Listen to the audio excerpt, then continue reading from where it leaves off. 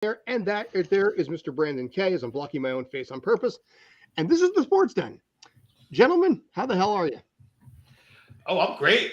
I'm great. I'm not an NFL running back, so I'm good. We're going to be covering that. We're going to be covering a few things when it comes to football. Aaron Rodgers goes after Sean Payton for going off after Nathaniel Hackett. We'll talk about that. Also, in this case, very important thing we need to discuss as well. It's Ocho week in honor of the now 19 years since the movie Dodgeball came out. Holy crap on a stick. How long has it been? How has it been that long already? There is a litany of things that we're going to, that are basically on tap for the Ocho. 54 different sporting events.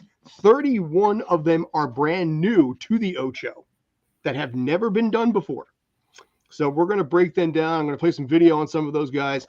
Are they watching your React videos for some ideas? Well, you know what? It's not going to be a full React. It's just going to be more of just clips of various things. The first one that I really think we need to start out on. A hybrid version of it. Yeah. This is not an official one in this case, though. But, I meant did they watch any of our videos, our React videos, to add to their? Dude, here's the weird thing. If you ever look at the numbers and the breakdown of where things are watched and and how long, it is the most fascinating thing to a numbers person, because you can find out in this case how long a 15-year-old kid in Thailand watched a video at 4:00 in the morning. Tunisia, Malaysia, Antarctica, Antarctica's on there. And it's like, well, somebody down at some station down in Antarctica decided to watch it in the middle of the day, and they stuck there for 3.5 minutes. If they have internet, you got to do something down there if you're not like watching a test tube. But the algorithm tells me these things. The fact that my face was on display in Antarctica is insane. Dude, the algorithm is so precise in so many ways. Penguin could have seen me. The Tyson Spinks video on the Combat Channel, I know for a fact that 60.9% of people that see it on screen click on it. I saw that number just earlier. 77 subscribers came from that fight on the Combat Channel. And it's because of the fact that, these are the numbers that just show up all the time. So I love it. But anyway, irrespective of that, and far more important than that, is the Ocho is kicking things off with something that apparently they did last year. Kyle, does this look familiar to you? Oh, baby. Oh, banana ball. Yes. Bananas, the Savannah Bananas are back for ESPN the Ocho. Now, in this case here, there are a lot of different rules in this space. At any point, you were allowed to actually just run to first base. Just on a whim, you can go ahead and just do it. It's awesome. All right. Yeah, it puts responsibility on the defense. It's like some of the a lot of these rules are absurd and just really fun to watch. But this, by the way, is a 3-pitch strikeout in 10.5 seconds. These games have a fixed 2-hour time limit. The last out in the most recent Savannah Bananas game was made by a foul ball caught by a fan, which is also part of that's why the fans are getting excited right here. Oh, because if the fans catch the ball, it's an automatic out. Mm-hmm. And it's just these little things that just make it such an amazing, charismatic experience. Very Harlem Globetrotters versus Washington. So kind of is, yeah. The Party Animals is basically their biggest rival. And but the thing about the thing that makes it better is that either team can win. Yes. And they encourage it. It's like, all right, which team is going to be better? Okay. But like I said, this kind of stuff just makes it rigged. so much fun. I have watched a lot of Savannah Banana clips. They are marvelous, and my favorite thing about them is they won't move. They won't go on tour. Yeah, they won't. And they won't sell out to large corporations. You have to buy their tickets at their price. Mm-hmm. They are really there to promote the love of the game. So I really look forward to seeing them, maybe catching an inning or two, because they are fun. Yeah. All their clips are great. They do great things. Yes, they do. They absolutely do. I love it. It's like the guy basically bought that team for, granted, in our terms, a lot, but in terms of a team price, next to nothing. Yeah. And he decided to essentially just, all right, well, we could either try to go through the slog of joining it, of being a part of an independent league, dealing with the same old, or am I going to just completely revamp the whole thing, make it unique? I have the team. It's mine. I can do whatever the heck I want with it. And you know what? More power to the guy. I hope this continues on in its amazing form. And I'm honestly surprised there hasn't been TV networks trying to pick these guys up, pick these guys up, because pretty much all their games are just basically YouTube streamed. Yeah, and the fact that they're on ESPN leading off the Ocho is a big move. I think it's great. The YouTube channel has 650,000 subscribers, which is clearly going to jump after this. But it's shown the quiet popularity of it because it feels very Harlem Globetrotters and just, I mean, it feels almost like independent league or minor league baseball with a little Harlem Globetrotter feel to it. It's a creative show. Yeah, it really is. Yeah, there is a game going on, but it is like 50% showmanship. Yeah. So it's fantastic. I love it. Moving on to the next thing here that we've got. This very simply is Bierstein holding. Was that Robert Saleh? Possibly. I know a few people who probably rocked that. That first guy, was that him? Basically very simple. You just got to sit there and hold it for as long as you can. Dude, this is what I do at Modell's or Dick's when I'm trying to feel how heavy a bat, like I'm trying to pick out the ounces. Like that ball guy, I thought that was solid for a second. I mean, yeah, this one, look. Pick up a brick. Why does it have to be a thing of beer? That's. I mean, it's about the spilling, but if it's about the spilling part too, then maybe. But like, I don't know. Pick up a rock. Pick up a brick. I don't know. Hold the baby out. See how long they. I don't know. It's basically it's like, okay, this is like holding a weight out is actually a weightlifting competition thing. It's just rather than just having just a straight dumbbell, why don't we fill a beer stein up and see how long they hold it? Mm-hmm. Okay. It's isometric. It's pure isometric. Yeah. I mean, I'm with Brandon on this one. Like, I'd rather, I mean, it's cute because it's a beer stein, but like you said, it is a legit thing that we do see. I mean, I think even strongman competitions sometimes have an isometric move in it. But all right, what's next? How many bags of groceries can we hold on our arms coming in with it from the van? I mean, is that the next one? Maybe for me a lot. They're in the wife carrying race. Maybe they have wife carrying this year. I mean, they did have a lot of the usual obscure stuff like the Tetris World Championship, Horseshoe League, things like that. Disc golf, which that football style of rugby style. Disc golf should be a legit. Disc golf or all hold on. Now, disc golf is legit. Disc is there is a I do not, but my friend. Isn't there like a pro league for it? There is. It's called the AUGL. Yes. No. Now I'm you're down here, so Kyle. So you and I, we are near some actually one of the disc golf courses near us, Kyle, is one of the best. I got a couple friends who also play, and they've mentioned that to me. They keep trying to get me to go. I'm like, I'm going to send those things into the friggin' woods. It's like yes, you will, but it's good. It's a fun time. I know we're watching Ultimate here, but I've played some actual disc golf, and that is a very good Saturday morning wake up routine. And it's one of those games like pickleball. Yeah, you play too, Brandon? Yeah, I've done back in high school with all the guys. We had during towards the end of the school year when it was kind of summer out on weekends after school, we had a dozen, 2 dozen different ultimate frisbee games down at the school on the football field. That's a good time. I was more also in gym during school. It was one of the activities you could do. Yeah, that's a good time. And disc golf, I've done on different vacations, like different resorts have them as part of activities. Yeah, and some of the courses for them can get pretty nice. Oh, absolutely. And it's like, I wasn't like much of a disc golfer, but I did play ultimate in college. Okay, not well, but I did. I do know how to throw a frisbee. Usually. Well, I mean, anyone can throw a frisbee. It's throwing it accurately is the question. Look at Oscar Isaac. He could do anything. I am accurate within around 20 to 25 feet. Okay. Well, you know what? It starts turning and veering off God knows where. to shake off. That's nothing to shake off. That's pretty good. Oh, that is good.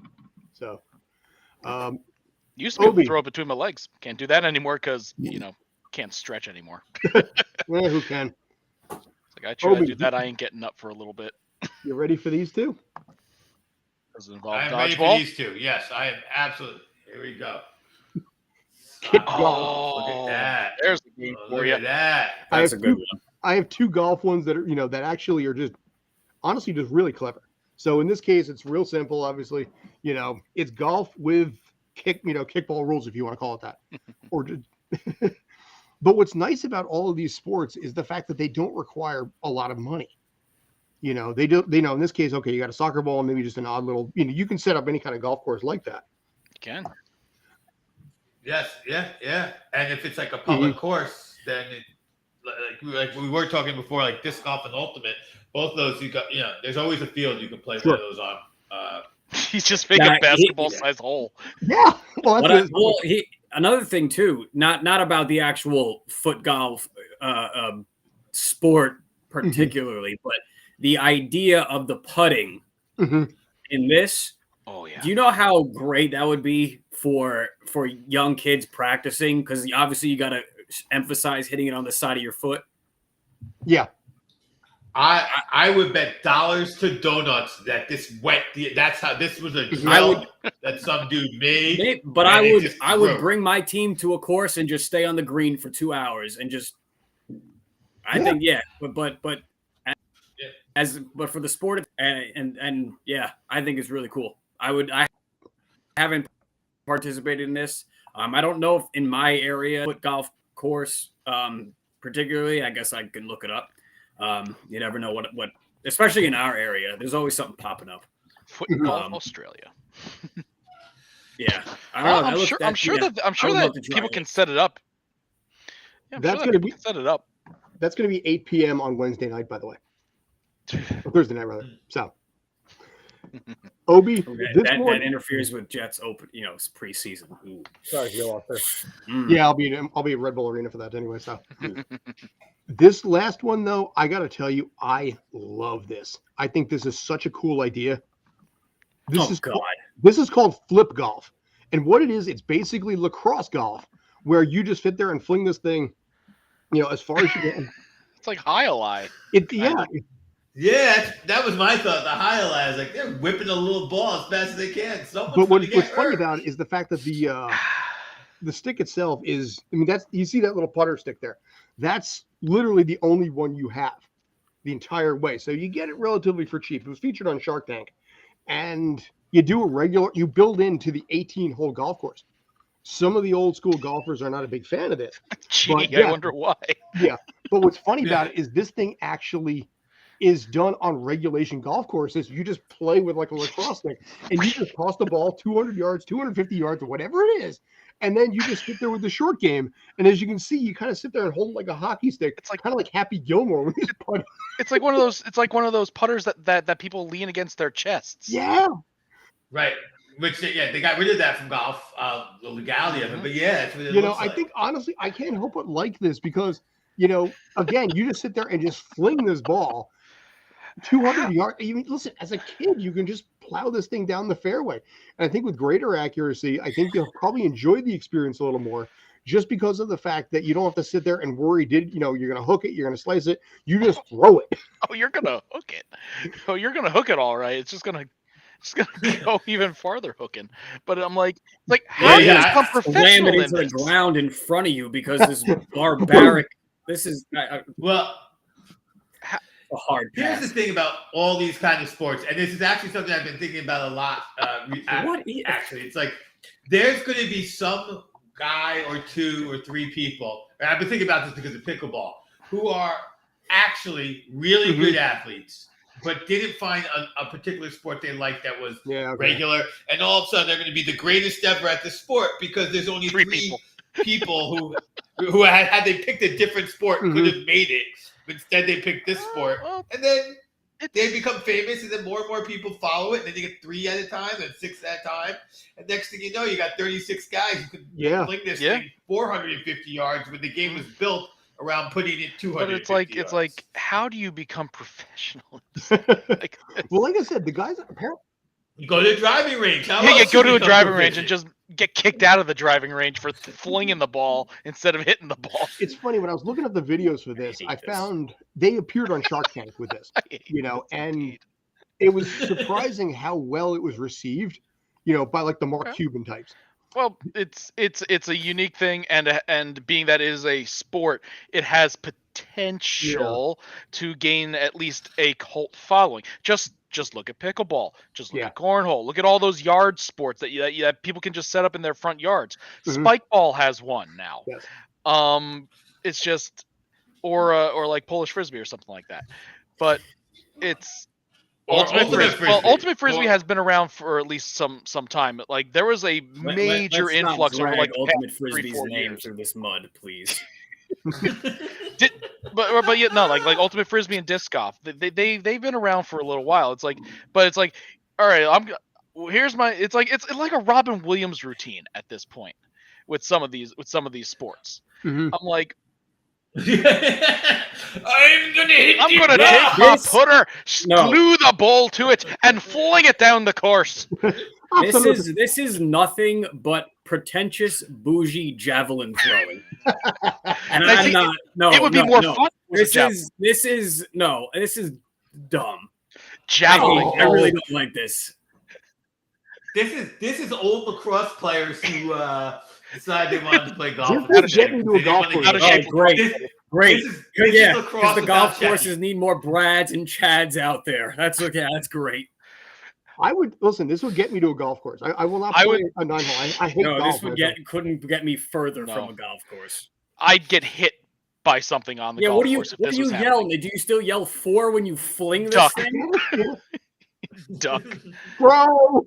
I bet you it does not travel as far as a well-struck or as fast as a well-struck golf ball. I don't know. Have you ever seen lacrosse players? They can whip that thing. This is for golfers with commitment issues. But doesn't like honestly a baseball travels faster after it's hit than after, right? Yes. If so I'm thinking but you're also this is more of a throw, and then a golf ball swing is more of a but you're throwing a baseball. You're not putting a baseball in a cup and launching it lacrosse style, because lacrosse shots are ridiculously fast. Yes, they are. Right, yes. But yeah, as are hockey shots, which is I don't know.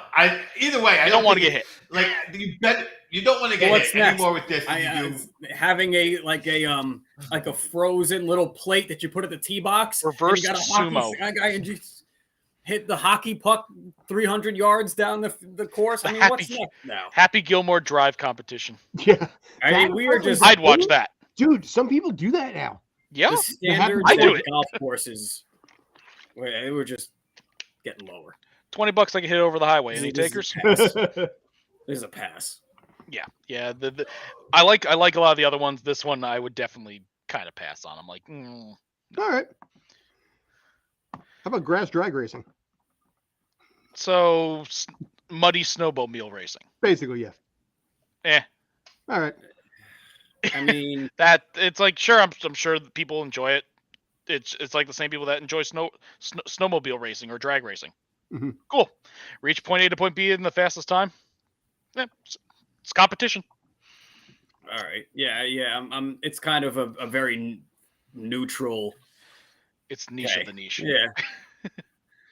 So, as a guy who watches automobile racing, I don't find drag racing as fun as I watch things that have significant number of laps. So I'm gonna. The races aren't long enough to get drunk in. Well, see, the problem with racing nowadays is the fact that it's like 80% commercials and 20% content. Dude, it is insane how bad these things are. Like on NBC. Oh yeah. Because they cut away for like 3 or 4 minutes for commercials. Mm-hmm. Then what they'll do is they'll have, like, say where Obi is, they'll have the actual like race there while an ad is simultaneously going on. Where picture in picture. Yeah. So it's a picture in picture, but it's predominantly ad first. But it's the ad's the main picture. What's funny is actually I was looking at Twitter like the last couple of the races that were on Peacock and NBC, and in Amsterdam, what they do is they run straight through with no commercials. But a lot of the European countries, when NBC cuts away to a commercial, they will cut away to their own color commentators talking picture in picture at that point. So you see the race and the color commentator. While we're cut away to like see a Verizon ad for the 78th time, they're doing it commercial free. So F1, which is broadcasted by a British channel, you watch the 2-hour race, 3-hour race. There's no commercials. It just goes right through. It's just like, but that's what that is what Europe is used to, right? Soccer in Europe, there's no time for a commercial. It's halftime. just halftime. That's it. The United States has the highest percentage of commercials per hour versus any other country in the world. No, you don't say. I'm sure they did. I'm not even surprised. Is it sky blue? Yeah, waters. Well, it depends on where you are. All right, this one I feel like we've covered this before, haven't we? Like speed. Oh. And they try and climb up the thing. No, they try to go over the top. Oh, they try and get across. This feels like a Most Extreme Elimination Challenge event. Brought to you by Red Bull. Yeah, I know, right? I feel like we've discussed this one previously. Like pole vault. Yeah, I know. I've seen this previously, and I imagine it was here. Well, I think I need knee surgery after just watching this. Just how they land. Yeah, it's a little. In this case, you got to get the full. Sand or not. What's that? Sand or not. Yeah. Oh. No, sand is not landing on your back. The water's not much better either. Water will get out of your way. That looks like it hurts. Better than sand, and it's not at the height that they're falling into the water. But that guy lands on the sandbags. Yeah. Oh. I'm like, it should be a trampoline. Land on a trampoline and then just bounce off into the water. I want an Ocho event with the Blob from Heavyweights. Nice. That would be an event I would watch. Or how about just Blob from X-Men? That works. Yeah, just don't bring Will.i.am with him. Yeah, well, this is a competition. It definitely requires body strength. It's like, all right, we have a bunch of pole vaulters who didn't make it. What can we do? And long jumpers that want to be pole vaulters. So let's just smush them together. Yeah. This is on the American Ninja. That's what I was saying. It feels like something in that realm. Yeah, it feels like something from MXC or American Gladiators back in the day. Yes. Which, by the way, UK is bringing back British Gladiators. Mm-hmm. Bradley Walsh and his kid are doing it. But apparently it's pretty good. Oh, dude, British Gladiators is so much better than US Gladiators by far. Mm-hmm. It is a better experience, better, contestants, better, gladiators. The music is better. Like I said, the funny thing, if you ever watch American Gladiators, and I caught it on Pluto when we first got into that, you actually look into the audience, there are cardboard cutouts where people should be. In the UK, it's like 10 or 15,000 people, and everyone is just Jones to be there. And you feed off of that hardcore. So I'm really excited to see what they're going to try and do with it this time around, especially because it's Bradley Walsh.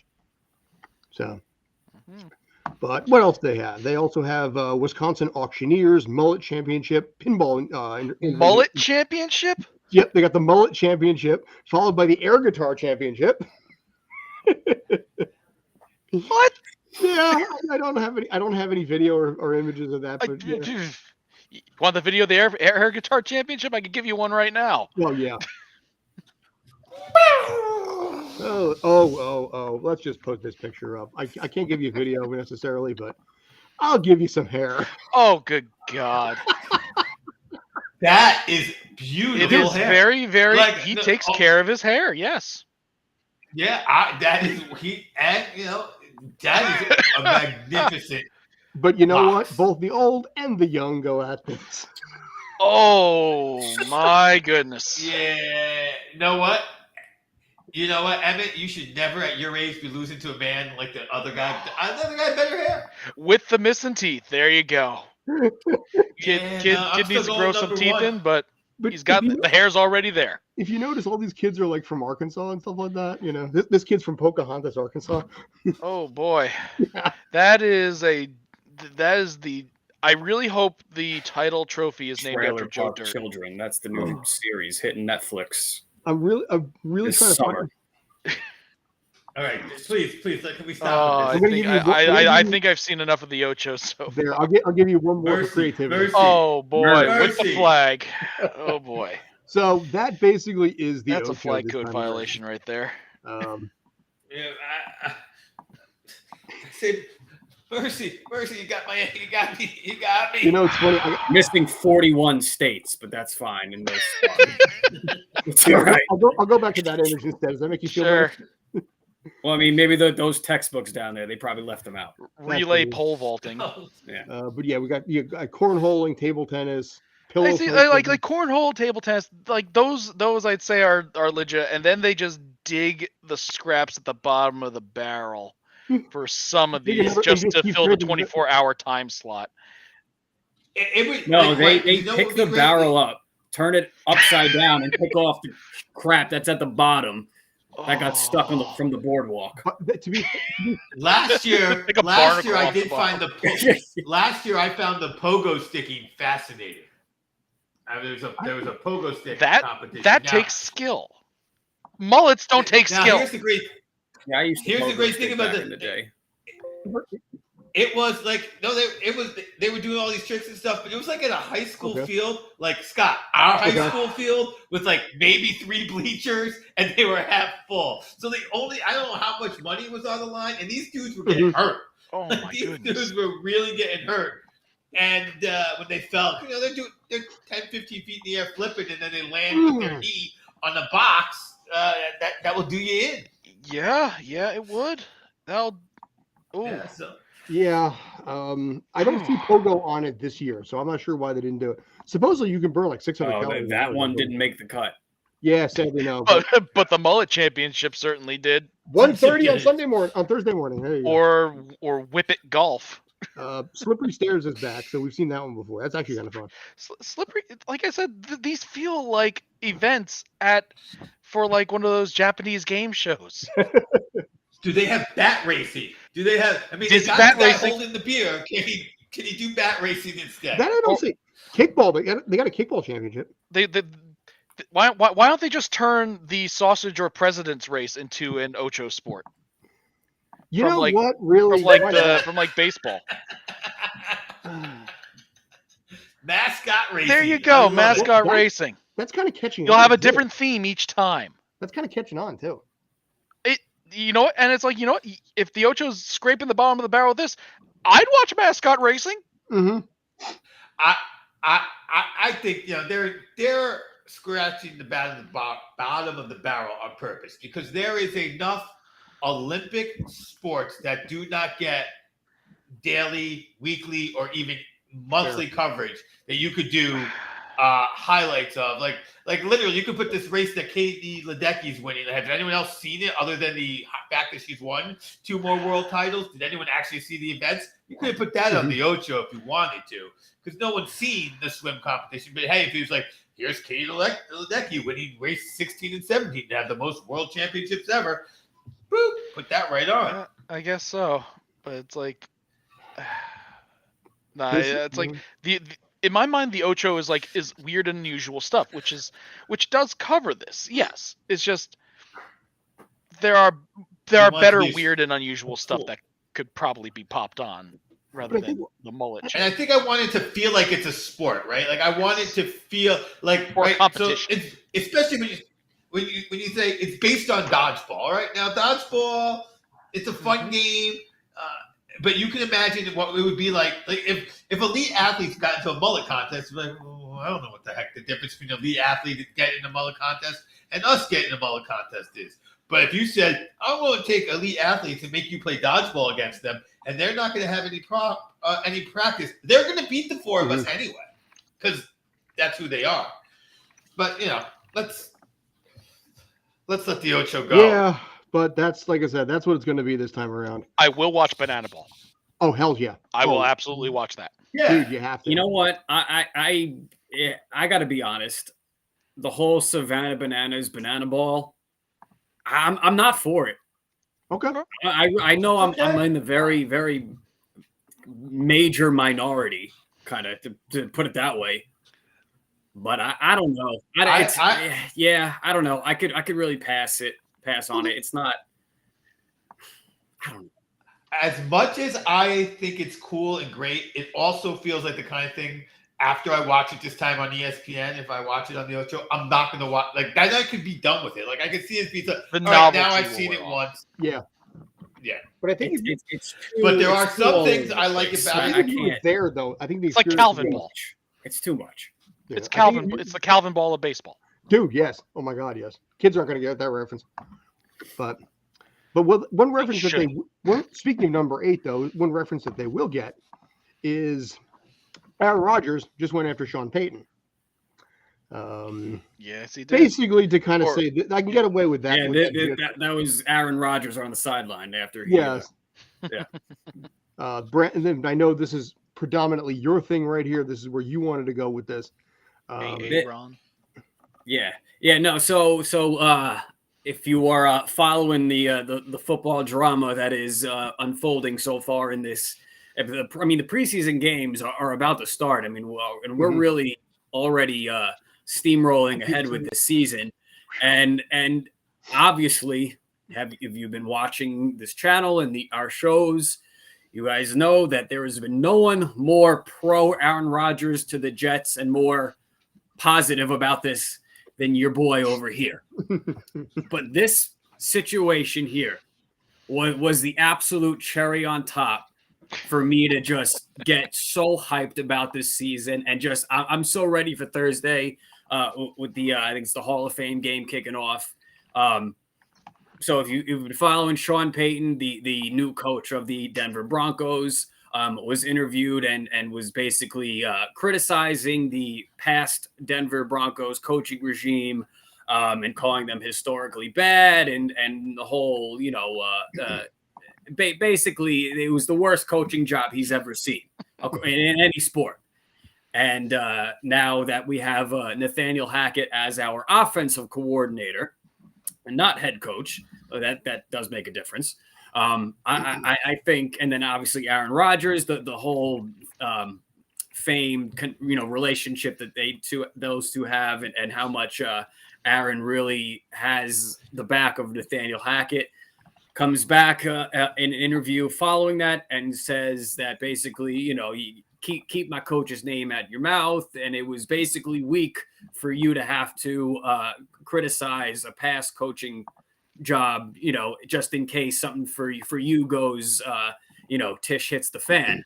And it really, it was so great, because what had Aaron Rodgers been criticized in Green Bay? It was and a multitude of things, but one of them was just the whole disengagement from team, from coaching staff, management, the whole thing, and the whole kind of wanting to be there, and that whole idea. And there is nothing more, proving than those quotes, and just really, really backing up your offensive coordinator, who we know that he loves very much. And it's just, again, you throw it on top of everything that's going on in Jets camp. And it's just really, really positive stuff that I'm extremely excited for.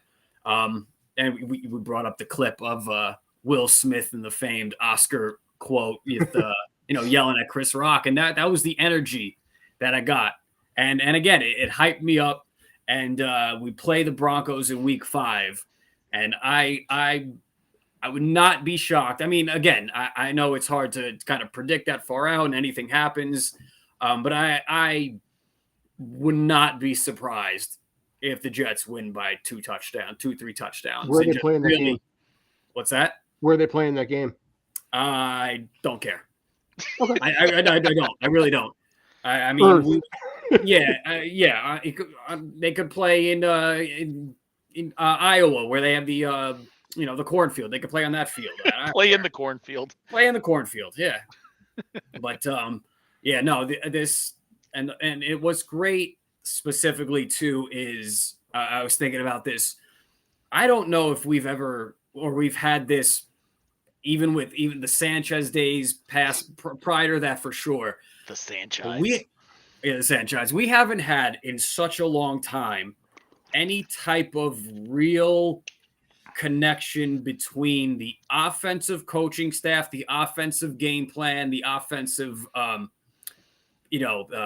playbook that you run, the offensive system, and the offense themselves, the players, then having Aaron Rodgers right now, that connection, I think is so important, and it's going to be so kind of on display because of going back to now, that relationship with Nathaniel Hackett, that bridge between coaching staff, players, and executions, now with Aaron Rodgers, has never been better for a Jets quarterback situation.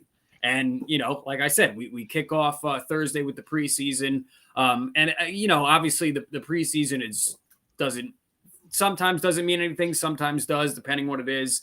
But I expect to see Aaron play a good amount. A few reps, just in the sense of getting the actual in-game chemistry with the teammates, guys like Garrett Wilson and some of the non-Packers that have made their way over to New York here too.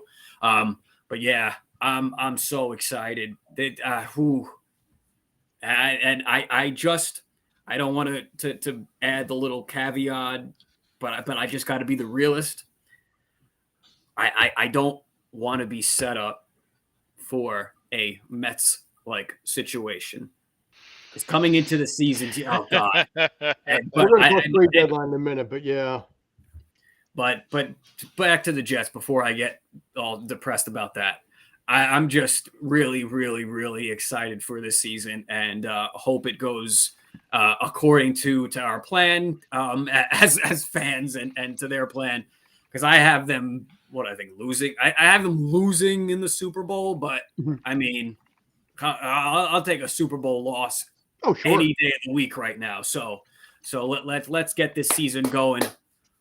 Thursday, 8:00, about 8:10, probably kickoff, and I haven't had it in a while because we've been off season, but it's time to bust out the flag. It's just flag time. Well, you know what though? I mean, it looks good. I mean, obviously, it looks good for him to stand up for to stand up for his new OC in this case. But obviously, for Sean Payton, though, a respected, credible, one could argue Hall of Fame coach, despite the 1-year suspension and everything that happened there, somebody who comes in with a resume that already precedes him. This is not the way you wanted this to go. I think it was one of those things where he was trying to hype up his own fan base, but they also play the Chiefs 2 out of the next 3 weeks after the Jets. So you might try to do your best into making that Jets game as easy as possible. So, but also at the same time, I mean, at this point here, the backlash became so big because Aaron Rodgers jumped to Hackett's defense. So now as a result, smooth, relaxed, doesn't really ever get, pissed off, very zen, very, is now pissed off, and suddenly everybody's taking notice because it's not his MO. He's meditate in a yurt for 3 days, until basically, something comes down on high that gives him a vision. And he's pissed off. So I think, I'm more into this from the Sean Payton point of view. So first of all, I think everything that I'll just say, Brandon's 100% right. As Brandon has said, he has been number one on the Rodgers train, and Rodgers is doing everything right if you're a Jets fan. So kudos to Rodgers. But I'm going to go to Sean Payton. I think with Sean Payton, he went in there, and this has zero to do with Nathaniel Hackett. This has to do with the mentality of the guys in those Denver uniforms. And what he is telling them is this last season, that garbage was not your fault. He's taking last season, externalizing it, and throwing it on Nathaniel Hackett. Whatever blowback Aaron Rodgers gives him is irrelevant to him. He was talking to the press, but talking to the team. And he came in, the first thing he did is he reprimanded Wilson and said, no, you're on the team, get in the locker room. And you're then not having an office. So he said, Wilson, get out of the office, you're on the team, you're not special. And then he went, and everybody else, it's not Wilson's fault that he had an office. That was Hackett's fault. That was the worst coaching I've ever seen. You guys,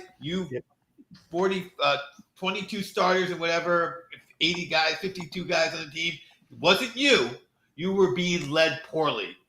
And so I think this is all about him talking to them through the press, because I do think Sean Payton is a very good coach.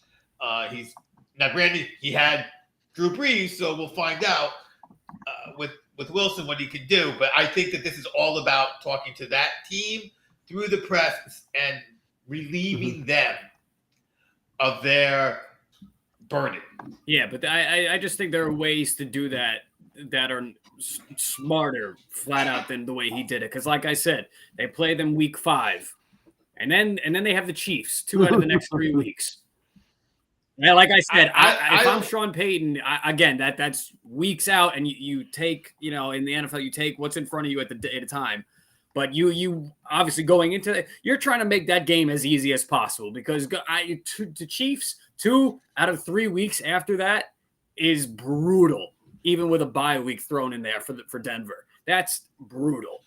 So I just think there were smarter ways to have to essentially hype up your team. If that's what it was, then either that's an indictment on leadership of Russell Wilson straight up.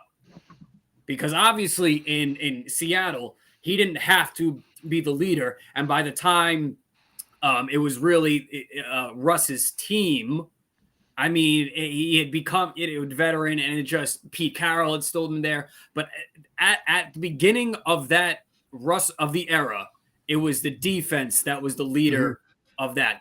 And I don't know. I mean, we hear. I agree with you. These stories of Russell and how. Yeah, he's a workout warrior and stuff like that. He's intense, but I mean,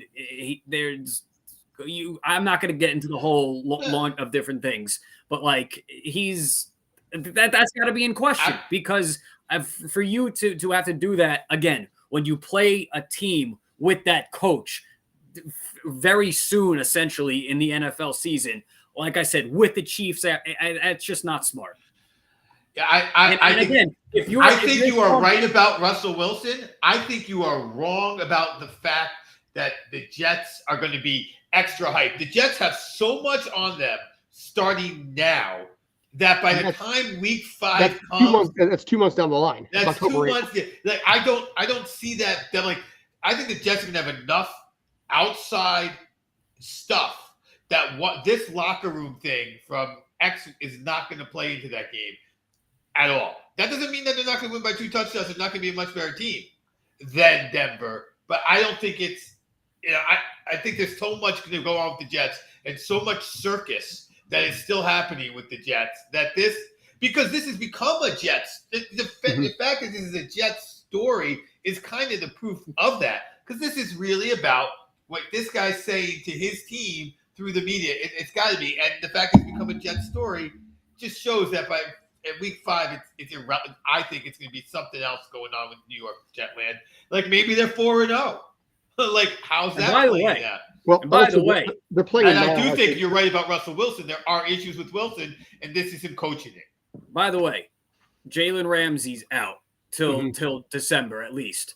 Burrow is out for a couple weeks. I mean, you this is prime. I mean, we know the AFC is the loaded conference as opposed to the NFC, but I mean, going into the Jets really can go into that game.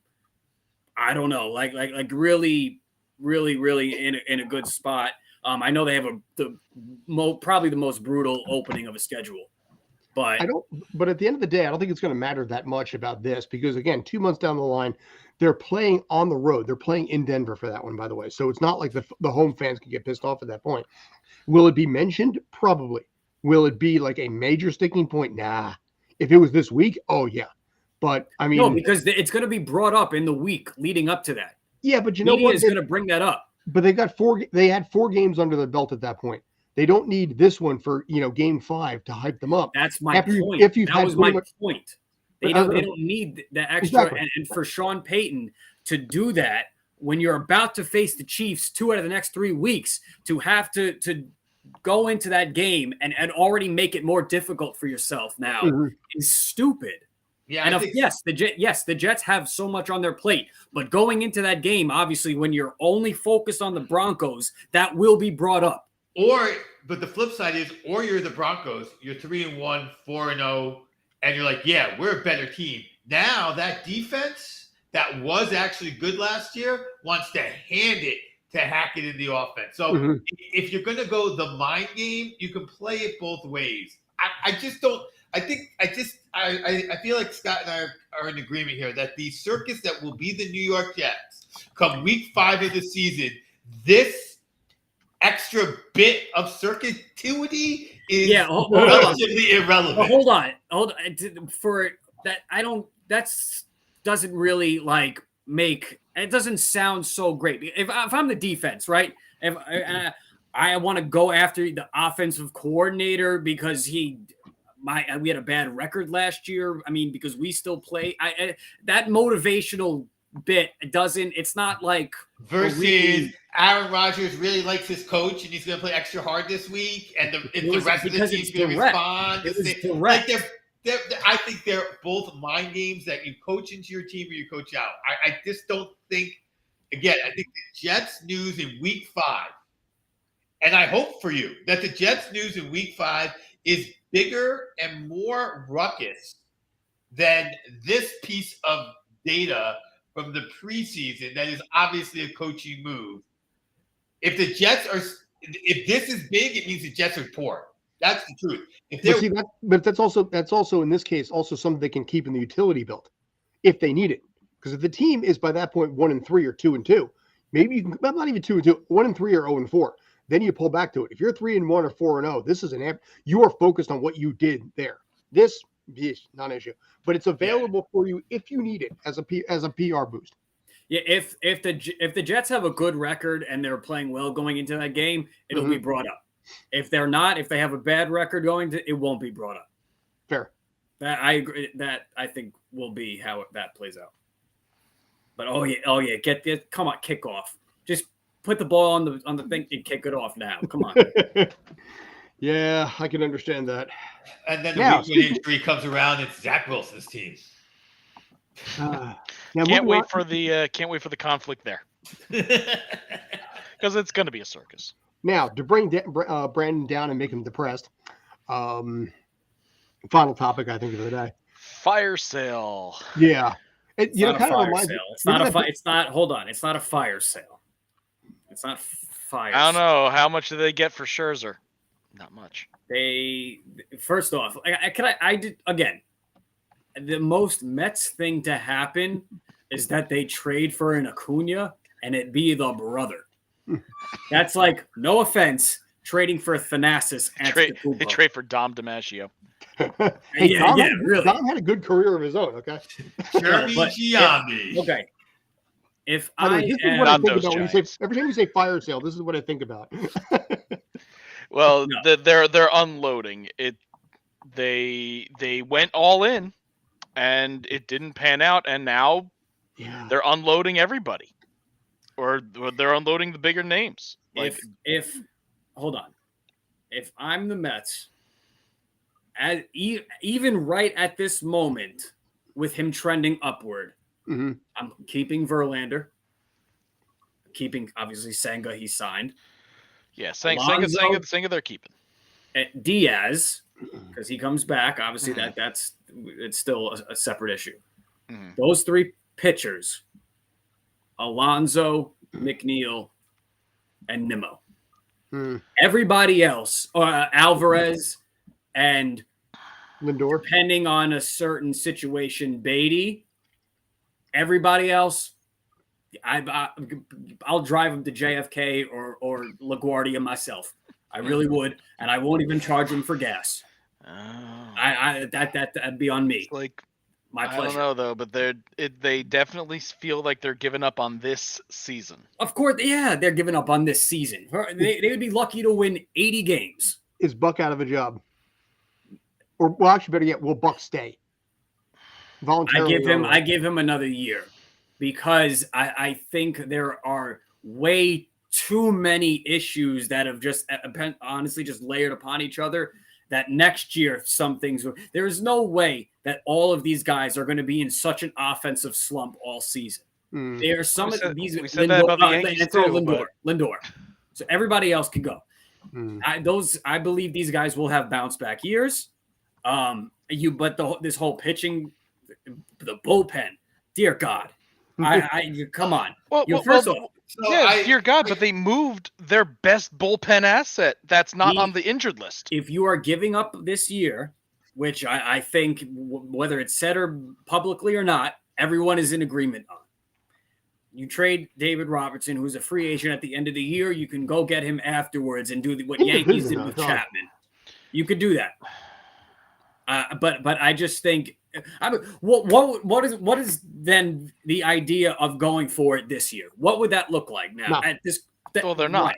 They're not. You would have to do so many things that it ruins the future. Mm-hmm. But the thing is, it's like they're trading for people that aren't that.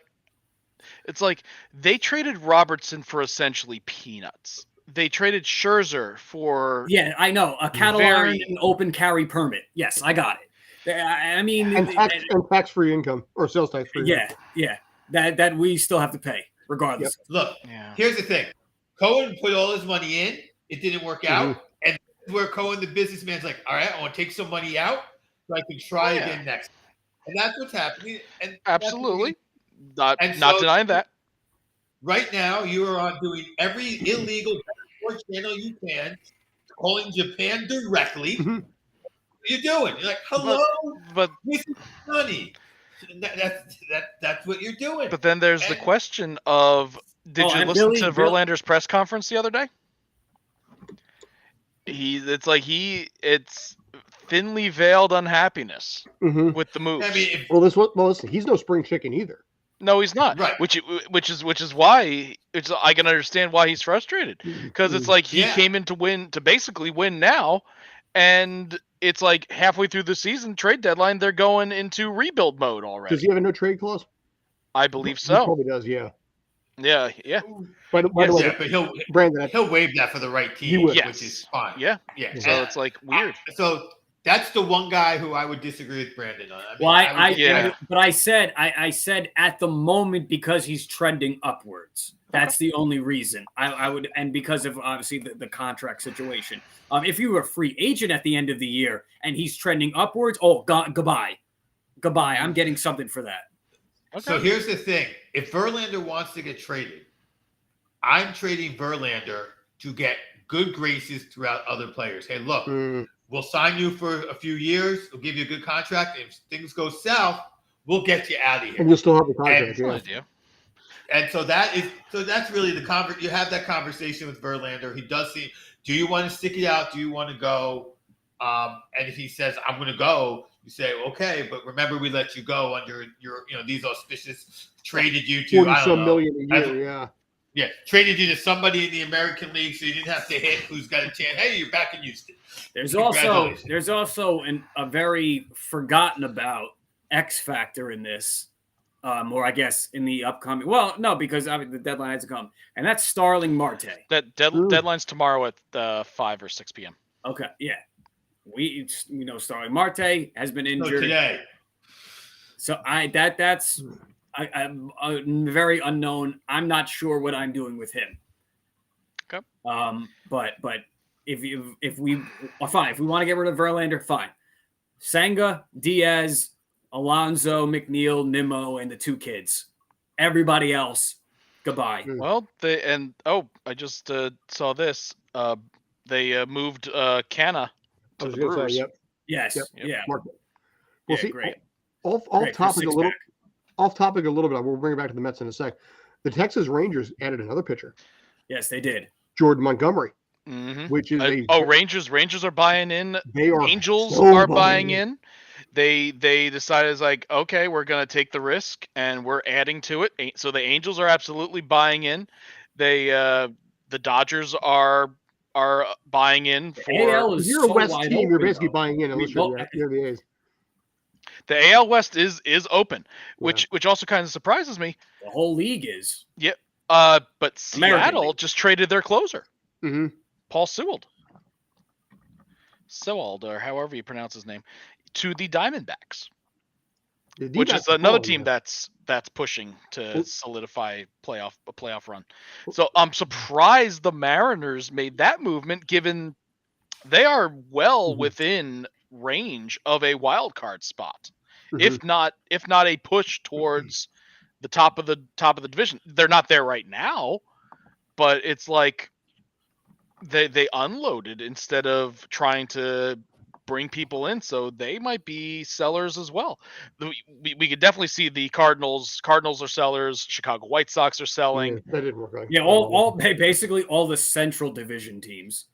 All the teams that it's the easiest division in baseball, and they're all selling. And they're all terrible. Yep. Yeah, the worst division in baseball is all selling at the same time. But the Cubs acquired one of the targets that I think the Yankees were looking at, Jeimer Candelario, third baseman. The Chicago Cubs just snagged him. Rays got Aaron Savali from the Guardians. True. Yep. The big right now, the biggest movers right now, biggest buyers would be the Angels. Angels and Rangers. I think because biggest they know buyers right now. You know what? I think because they know. I mean, it's all right. They're about 5, 6, 7 years too late on this whole experiment of going. I don't know. The Angels snagged C.J. Cron and Randall Grichuk. And imagine them with Verlander, with the 1-2 punch of Verlander or Ohtani if they make the playoffs. I'm not as confident. I'm not really that confident that everything will come together, but that's a move that will help them. Yes. Because they got C.J. Cron, a phenomenal first base hitter. I'm gonna say something for two minor leaguers. Can I? If Billy Epler trades Verlander to the Angels, I want him gone so fast. No, but it's not. But listen. It is not because of the trading the Verlander. It is trading Verlander to the Angels.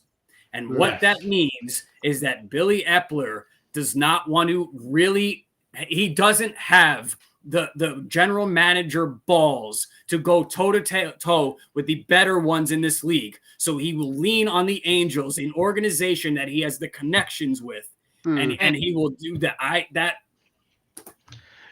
would be it. That would be it for me. No, I agree. It's like if you're gonna make a move, terrible. You make a move with the team that you just were at. That's not good.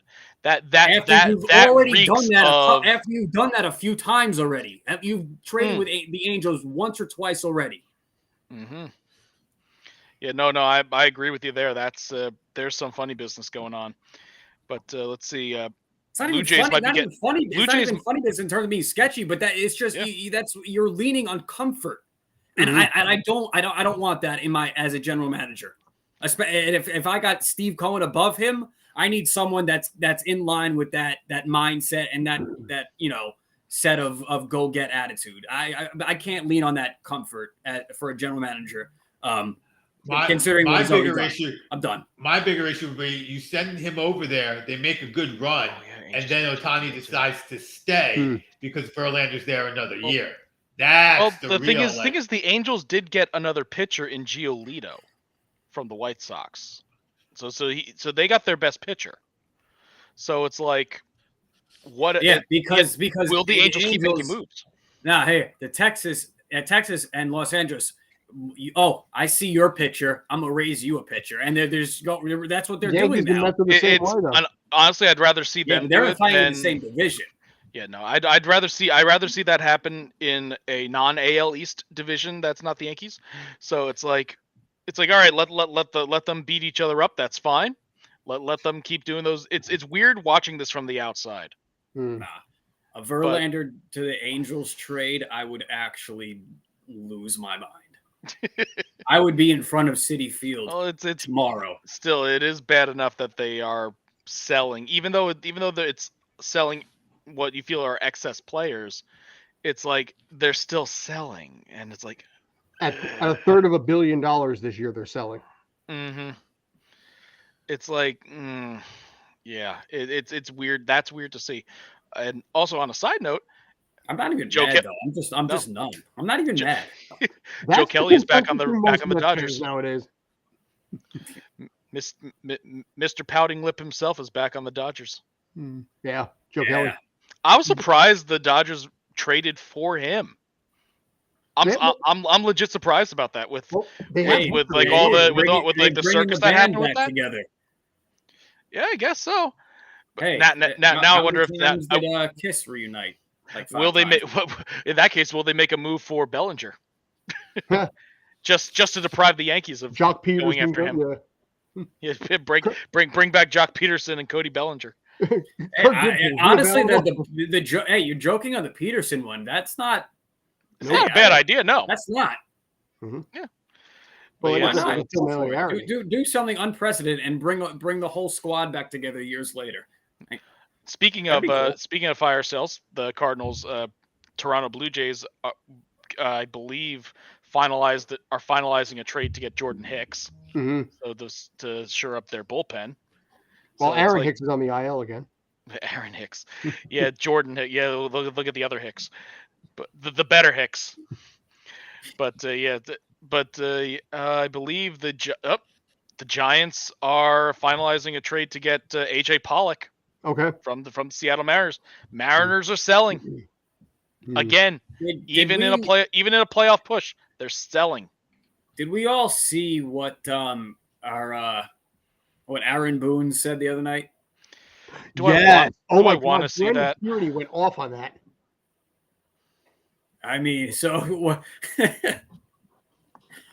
I if it were somebody that were, let's say, a rookie manager who's kind of, been around a little bit, and he's getting his first shot, and he said this, all right, whatever, it is what it is. But to be Aaron Boone, a baseball lifer, and for you to say that despite 18 strikeouts, we still had a pretty good night, is the most baseball way of saying, Miss Lincoln, how was the play? I mean, that's so. I don't know. Outside of the strikeouts, I thought it was great. Yeah. I thought it was great. That tweet, Brandon Tierney went off hardcore on that, but that tweet right there said everything. But I'll just file this into the ever-growing dumpster fire that is why Aaron Boone needs to be fired into the damn sun. Okay, but to me, this goes into the modern day baseball strikeouts don't matter and outs and out. 18. Well, yes, strikeouts don't matter as much anymore because you'll hit it over the fence. But out of 27 outs, if 3/4 of your at bats end in strikeouts, that's you're past. You were losing 7-0 after the first inning, and they're losing at least 2-0 last I checked in the first inning. Yeah. No, I get that. Now they're losing 2-1. You could also have a game where you get a third of your outs or strikeouts and hit, one home run every other of the at-bats. Picture, that is Aaron Boone looking at that quote on the Jumbotron, being like, man, did I really say that? I was trying to find a good picture for that, so I figured that works. No, it works because that's basically how he manages all game. He doesn't. Well, see, he's a corporate guy. That's why that's why. Yeah, that's why Steinbrenner. That's why it went him instead of Joe Girardi. Because Girardi fights his own team. That's why Hal likes him because he won't give him problems. Yes. George would have fired him and rehired him 6 times by now. I don't think he would have rehired Boone. He would have fired and rehired Girardi. Yeah, probably. He would have fired and rehired Torrey at this point. At this point, yeah. But no, it's like in terms of in terms of George Steinbrenner, I think Girardi would have been his higher fire guy. Boone would have maybe gotten a chance and then just be literally fired into the sun. Boone would have pissed him off far too much. And kind of like how he's pissing off the fans. Let me ask you this question. How much longer of this do you think it's going to be before the chant starts to be sell the team? I don't think they're going to chant sell the team. They'll boo harder when They'll basically give the New York cheer to kind of like what they did with Donaldson. They'll do it whenever Boone gets Yankee fandom is too prideful to yell sell the team. Yeah, no, and honestly, I'd rather have an individual owner than a trust. Roboco. Yeah, Globoco. Like it's like the days of the CBS, but yeah, no. I honestly, there is not a single group. person alive. That's probably an exaggeration, but the number of people who are single owners who can afford the New York Yankees, like, there's none. Bobber already bought a team. Sorry, I was gonna say it's like the only other one would be there's like only one other person and he owns the Mets. Right. Yeah. It is otherwise, unless you want Jeff Bezos running the team, but no. I mean, like, if you wanted to single-handedly, like, I mean, it's like I can't stand 4. Look, I can only think of 4 guys. It would be Bezos, Musk, and Buffett, none of them are and good. Gates. And none of them. So, like, look, the only single who went after the Washington football team, which is surprisingly enough one of the uber expensive franchises, was Bezos. So that's who you're looking at. It's really, are you going to sell it to? You're going to sell it to a money person if you sell it to a single organization. Yeah. And hope that that's a person who wants to win, not a person who wants to use it to make more money. Bingo, and that's you don't find that anymore. And that's why Apple would be out of the picture. Yeah, Apple would be looking at it's like with all the problems that George Steinbrenner was. Yeah, he was, and it's like he was both. It's like he wanted to make money, but he still actually had a vested interest in the team. He had an emotional fandom. There you go. That's the word. Yes. Yeah. He was a baseball. He was a baseball fan that owned the team. All right. But he did have a lot of problems. Don't get me wrong. Like that the stretch in the 80s was goddamn awful for him. I'm going to take a left turn on this because this is something I've been thinking about recently. A conversation I had in my house about NIL and how it's destroying sports. But the difference that is about NIL, everybody who's paying money to bring a player to a college football team is doing it so that team wins. They're not doing it to make money because they're doing it to pay somebody to go to their team so that team wins. Well, is that going to be something that allows college sports, especially football, to get ahead of actual NFL football or college basketball to surpass the NBA, where sometimes people are doing things to make money? College football, take a dive so we can draft somebody good. College football in the South is a cult. Not unless these the leagues siphoned sponsorship money into their contracts. Yes, that would be the only way. Yeah. Little Timmy going to Alabama, but every time he goes on the field, he has to pray to Apple or something like that. Yeah, no. Well, so the thing is, the guy who pays Timmy to go to Alabama is paying him not to make money. He's not paying him as an investment. He's paying him only to win, and that's the difference. NIL money is purely to win. There's nobody going, I'm only going to pay you $10,000 because if I only pay you 10, I still make 90. Right? There's no. It's purely about the money that's being siphoned in from individuals. To make it's a different. There's a lot of wild west, a lot of good and a lot of bad in there. But it is something that struck me as there's no. I'm going to make a buck. I might make a buck because I have this guy working for me to advertise something. If it's not just fake NIL money, but it's the money that's going to the person is purely going because I think that's the best quarterback I can buy. Yeah. One more question before we move on.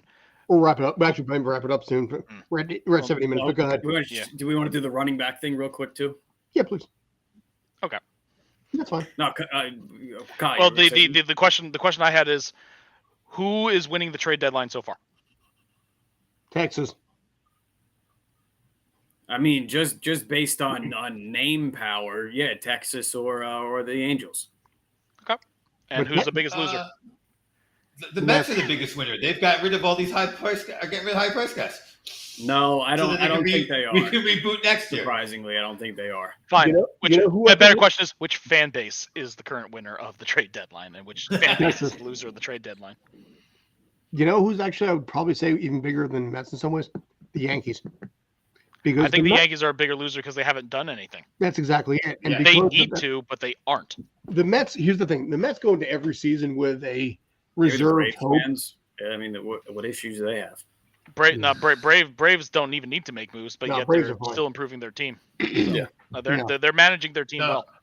I do agree that Yankee fans, because there's like for Mets fans, it's like we went in high hopes got smashed, and now we're like being told, guess what? You can stop watching for the rest of the year. No need to hold your breath. We'll see you next year. But Yankee fans are still like, what's going on? You can listen to Gary we'd rather have something best quotes on YouTube. Yeah, it's like we'd rather have something than being left in this cloud of confusion. You know, it'd be really funny if the Mets being stuck with Aaron Boone. If the Yankees actually end up under 500, it'll be the first time in 30 years. Yep, and it's not far off right now. No, it's not. Yeah. Granted, yes, last place in the AL East is still better than first place in the AL Central, but that's beside the point. But they're doing exactly what a lot of us, myself included, predicted after the All-Star break. But they didn't have what they had last year, which was an incredibly strong start. They were decent, but now that decent combined with the second half that they had last year is giving you a team that could, for the first time since I was in high school, Obi and I were in high school, that the Yankees will actually be under 500. Wait a second. I'm not older than you. Stop that. Oh, yeah. Well, stop that. Dude, the last time the Yankees were under 500, I believe, was 1992. Yep. It was either 92 or 93. I forget. No, it was 93 they were okay because that was the year I graduated high school, and they were second place, like right to the end. Okay. That's when Jim Abbott. Yeah, 93, 94, 95, they were right at the cusp. Yes, but they were over 500 the whole way. Yep. So, yep, and 92, I think, wasn't that the year that they basically booted Steinbrenner for a little bit? Yeah. And then they actually built a team, and like the top players that they had in the farm system all came up in 94, 95, and then the core five plowed the way. Yep, the core. I call it core five because Bernie Williams.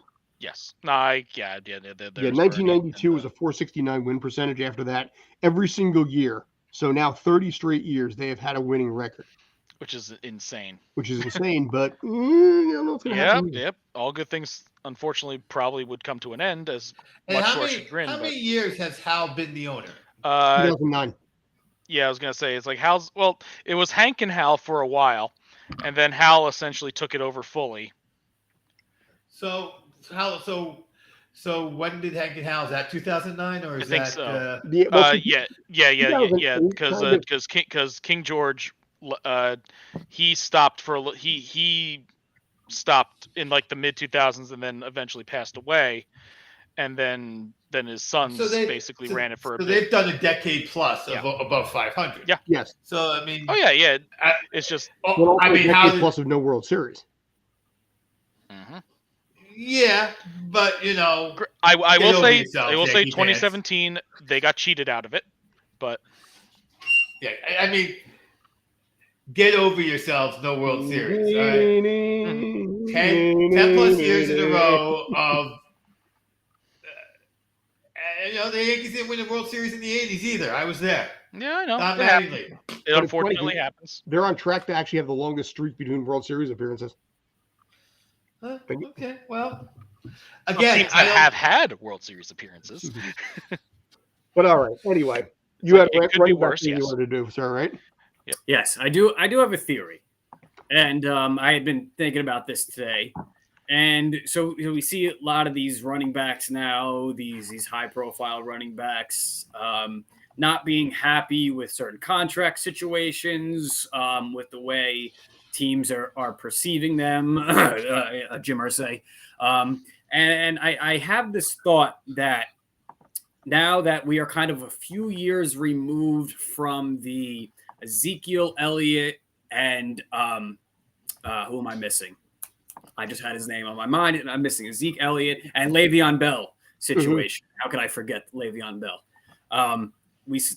Players saw that, and they also saw the way the Cowboys handled the DeMarco Murray situation. Mm-hmm. And now that this new cycle of contracts and the running backs are starting to come due, these problems are starting to arise. And I mean, that could be totally way off, but I don't know. I thought I saw that 2 and 2 together and thought it made sense. Because I mean, what are they all clamoring for? Is that the long-term security while being paid fairly?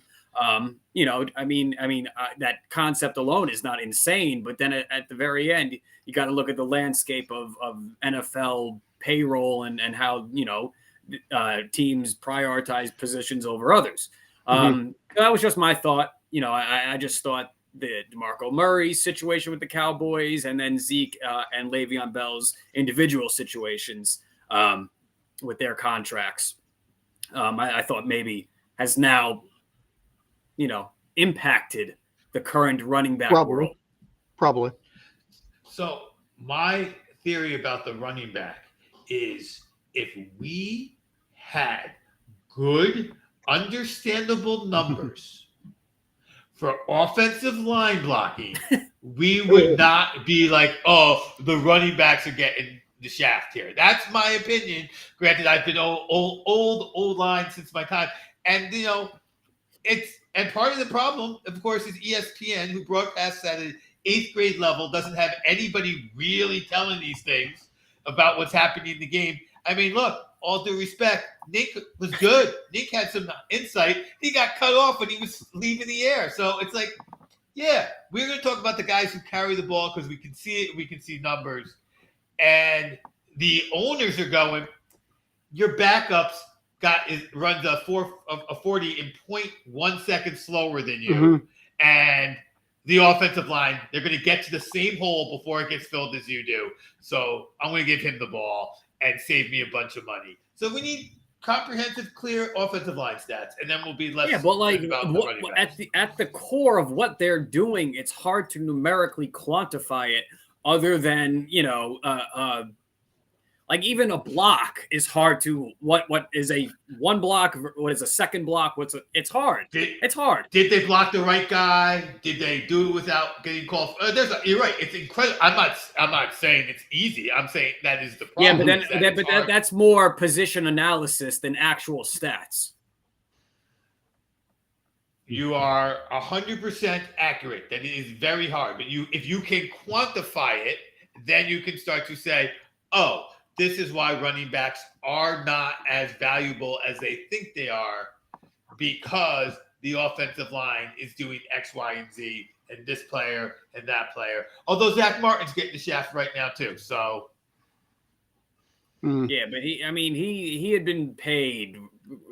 He had been paid. He paid like almost skill position money relative to other guys. Still a top 10 paid guy at his position. So he's the last one to talk, to be honest with them. Never going to begrudge a guy for asking for more money. If he gets it or not, it's another story. And he's one of those guys who's at that particular age where I'll just hold out in camp. And then we'll reach an agreement where I don't pay my fines because I'm old and I'm good. Fair. So I wouldn't be surprised if that's the Zach Martin result. The big question to me, though, we are on running backs is what kind of guts does Jacobs have? And what's going to happen with JT? Because apparently he went in with a back injury. The Colts called him on it, and they said, no, I never said my back hurt. So now he's going to, play 3 practices, not hurt, and all of a sudden his hammy's going to hurt. No. If I'm Jonathan Taylor, you're not seeing me all season. That team's in a rebuild anyway. Why the hell would I play? Yeah. But that's the thing. The Colts don't care. Exactly what Scott said. As a matter of fact, it benefits the Colts not to have him on the field so that their rookie quarterback has to learn, and then they can pick a wide receiver or an offensive lineman or whatever else might be at the top of the draft and not a quarterback, because if their quarterback works out and if they think it's the quarterback problem, they draft a quarterback. So maybe he gets traded. Yeah, but the reason – but hold on. No. But the reason for Taylor to sit out and the reason for the Colts to have him out are two completely different reasons. I mean, they're two different things. It's not – they're not in agreement of why they're doing it. This was not, right, but if Taylor sits out, he doesn't get paid. And it's not like Taylor has made the kind of money where like a quarterback. Like Taylor probably needs at least one more, even if it's not a big payday, just in general for his life, unless he already, and I don't know the man at all, so all due respect and to JT. If he has something set up, great. But if he doesn't, he probably, for life purposes, could use another, even if it's a small, in air quotes for anyone who's only listening, payday, relative, to the rest of the NFL. So I'm not sure if sitting out gets him that because he doesn't get paid this season, and then he runs into the same thing as next season. And is this year he's getting the first year bonus or no? Or next year he gets first round pay, rookie extension. I don't know. Well, he's on the last year of the deal, and it seems to be that it's just going to play out. Okay. So. Yeah, I don't know where he's. I mean, if he looks at the landscape, where's he going to get the kind of money he wants, whether he plays or he doesn't play? That's problematic for him. For all the running backs, right? I mean, I do say it is problematic if you're a running back, you're not going to get the money you thought you were going to make by having an NFL career when you were growing up and said, I wanted to be in the NFL and not the NBA. And it's a darn shame because running backs are still very important. It is a high damage position. Yes. More than it was 30 years ago because players are just physically bigger. Yeah. Yeah. If I'm Jonathan Taylor, you know where I'd want to go?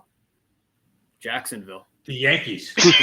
Yeah. I was going to say Tahiti. It's like running backs might as well play baseball.